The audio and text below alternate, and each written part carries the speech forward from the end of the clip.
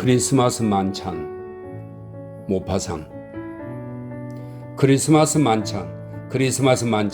아, 싫어. 난 크리스마스 만찬을 열지 않을 거야. 뚱뚱한 앙리 탕플리에가 비열한 짓거리라도 제안받은 것처럼 성난 목소리로 말했다. 그러자 다른 사람들이 웃으면서 외쳤다. 자네 왜 그렇게 화를 내나? 그가 대답했다. 크리스마스 만찬 때문에 지독히도 골탕을 먹었기 때문이야. 덕분에 나는 어리석은 즐거움이 넘쳐나는 바보 같은 크리스마스 밤에 대해 극복할 수 없는 공포를 갖게 되었지. 대체 무슨 일이 있었는데? 무슨 일이 있었느냐고? 자네들 그걸 알고 싶나? 그렇다면 내 이야기를 들어보게나? 지금으로부터 2년 전 이맘때 날씨가 얼마나 추웠는지 자네들도 기억하겠지. 거리의 가난한 사람들이 얼어 죽을 정도의 추위였다네. 세행강이 얼어붙었고 보도에서 올라오는 냉기가 신발 밑창을 통해 올라와 발을 얼어붙게 했다네. 마치 세상이 끝날 것만 같았어. 그때 나는 해야 할 중요한 일거리가 있었고 내 집 식탁 앞에서 편안히 밤을 보내고 싶어서 크리스마스 만찬 초대를 모두 거절했다네. 혼자 저녁을 먹었고 그런 다음 일을 시작했지. 하지만 밤 10시경 파리 시내를 거니는 즐거움이, 거리에서 나는 시끌벅적한 소음이 기어코 나에게 와 닿았다네. 이웃들이 밤참을 준비하는 소리도 벽들을 통해 들려와 내 마음을 흔들었고 말이야. 내가 무엇을 하는지 더 이상 알 수 없었다네. 나는 어리석은 말들을 종이에 적고 있었지. 이었고 그런 날 밤에는 무슨 일을 해내겠다는 희망을 포기해야 한다는 사실을 깨달았다네. 나는 방안을 조금 걸었네. 그러다가 자리에 앉았고 다시 일어섰지. 확실히 나는 바깥의 즐거운 분위기에 영향을 받고 있었어. 결국 나는 굴복했지. 나는 배를 눌러 하녀를 불러서는 이렇게 말했다네.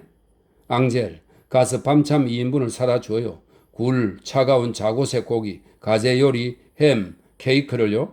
샴페인도 2병 갖다 줘요. 그것으로 식탁을 차린 뒤에 가서 자요. 하녀는 조금 놀라면서 내 지시를 따랐다네. 밤참이 준비되자 나는 외투를 걸치고 밖으로 나갔어. 풀어야 할 큰 숙제가 하나 남아 있었거든. 크리스마스 만찬을 함께 할 사람 말이야. 내 여자친구들은 이곳저곳에 이미 초대를 받은 상황이었지.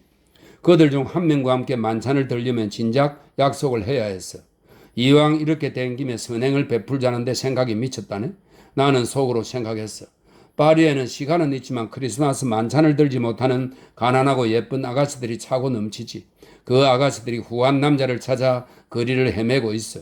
그 불우한 아가씨들 중 하나의 크리스마스 구세주가 되어주자. 거리를 어슬렁거리다가 활락가로 들어가 내 마음대로 질문하고 사냥하고 선택할 생각이었네. 이었고 나는 도시를 편려가기 시작했지. 인연을 찾는 가난한 아가씨들을 많이 만났다네. 하지만 그 아가씨들은 입맛이 떨어질 정도로 못생겼거나 걸음을 멈추는 즉시 얼어 죽을 것처럼 야위인 여자들이었지. 자네들도 알다시피 나에겐 약점이 하나 있네. 나는 몸이 실한 여자를 좋아해. 여자가 포동포동할수록 더 좋아한다네. 몸매가 풍만한 여자를 보면 이성을 잃지.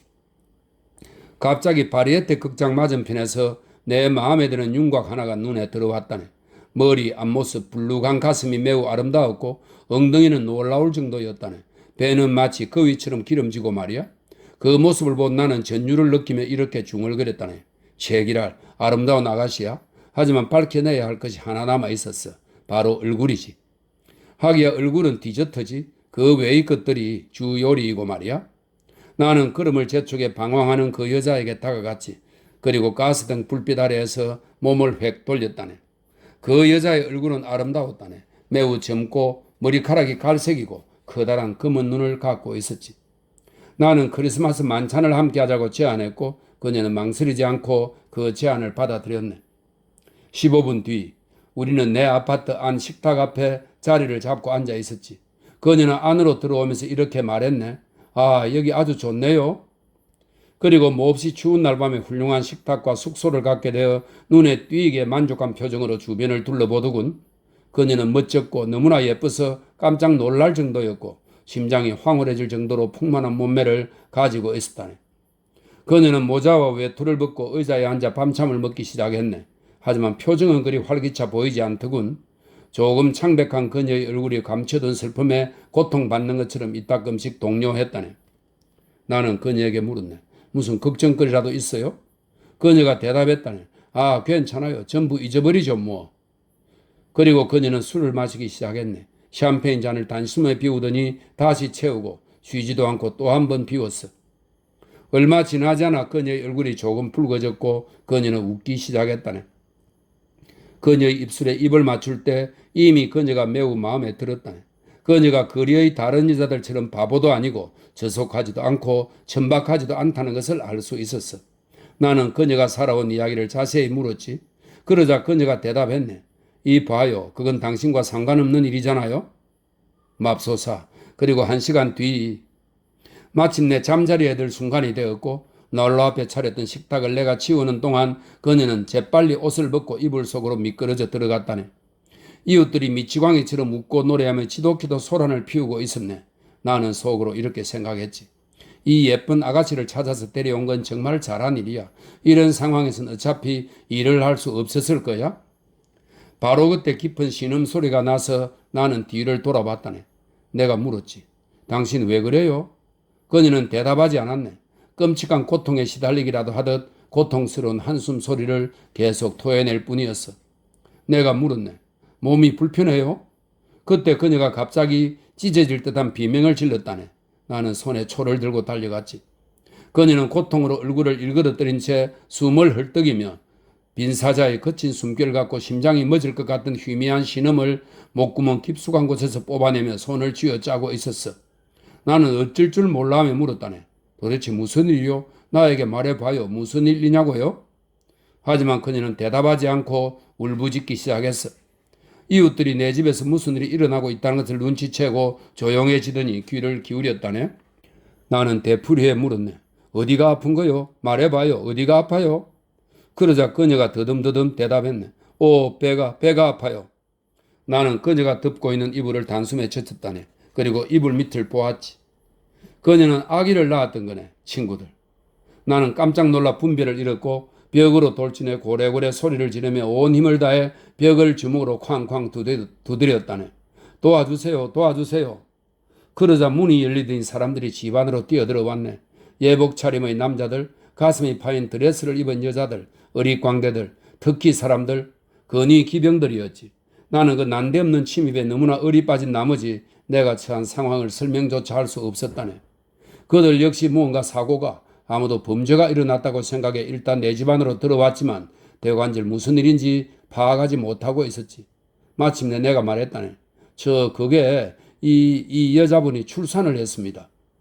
그러자 모두들 그녀를 살펴본 뒤 자기 의견을 말했다네. 특히 한 프란체스코의 수도사는 자기가 이런 일에는 정통하다며 그녀를 돕고 싶어 하더군. 그들은 얼간이처럼 취해 있었다네. 나는 혹시라도 그들이 그녀를 죽게 하지 않을까 걱정이 되었어. 그래서 이웃 거리에 사는 나이든 의사를 불러오려고 모자도 쓰지 않은 채 계단으로 달려갔다네. 의사를 데리고 다시 돌아와 보니 사람들이 집안에 모두 서 있더군. 계단에 가스등이 켜져 있고 같은 층에 사는 사람들이 모두 내 아파트 안에 들어와 있었네. 하역 인부 4명이 식탁을 차지하고 앉아 내 가재 요리를 먹고 샴페인을 마시고 있었어. 나를 보자 그들 사이에서 요란한 외침 소리가 터져 나왔다네. 우유 배달부 여자가 수건에 쌓인 쪼글쪼글한 주름 투성이에 고양이처럼 야옹거리고 낑낑거리는 조그맣고 끔찍한 살 덩어리를 내게 보여주더니 이렇게 말했네. 딸이에요. 의사는 산모를 살펴보고는 밤참을 먹은 뒤 곧바로 출산을 해서 상태가 좋지 않다고 말했다네. 그러고는 즉시 간병인과 유모를 보내주겠다고 말한 뒤 돌아갔지. 1시간 뒤 여자 2명이 약품 꾸러미를 들고 도착했네. 나는 안락의자에 앉아 밤을 보냈다네. 너무나 혼이 나가서 나중의 일은 생각할 수가 없었어. 아침이 되자 의사가 다시 왔다네. 의사는 환자의 상태가 썩 좋지 않다고 말했어. 그가 나에게 말했다네. 선생의 아내분께서는. 나는 의사의 말을 자르고 분명히 밝혔다네. 이 여자는 내 아내가 아닙니다. 그러자 의사가 다시 말하더군. 선생의 애인께서는 저에겐 어느 쪽이든 상관없습니다만. 그러고는 그녀에게 필요한 치료와 식이요법, 약들을 열거했다네. 내가 어떻게 해야 했겠나? 그 불행한 여자를 병자 보호소로 보내야 했을까? 만약 그랬다면 그 건물에 사는 모든 사람들에게, 그 구역의 모든 사람들에게 비열한 남자 취급을 받았을 거야? 나는 그 여자를 돌보았네. 그녀는 6주 동안 내 침대에서 지냈어. 아기? 푸아시의 농부들에게 보냈지. 지금도 한 달에 50프랑씩 들어간다네. 애초에 돈을 지불했기 때문에 죽을 때까지 내가 그 비용을 지불해야 해. 나중에 그 아이는 나를 자기 아버지로 생각하겠지. 하지만 내 불행이 절정에 달한 것은 그 여자가 병에서 회복한 뒤였다네. 그녀가 그동안 나를 사랑하게 된 거야. 그녀는 그 매춘부는 나를 필사적으로 사랑했다네. 그래서 시간이 흐르자 그녀는 도둑고양이처럼 야위었지. 나는 그 해골 같은 여자를 집 밖으로 쫓아버렸네. 그러자 그 여자는 거리에서 나를 염탐하고 내가 지나가는 것을 보려고 숨어서 기다리고 내가 외출을 하면 앞을 막아서서는 손에 입을 맞추고 귀찮게 굴어서 내 화를 돋운다네. 바로 이것이 내가 크리스마스 만찬을 절대 열지 않으려고 하는 이유야.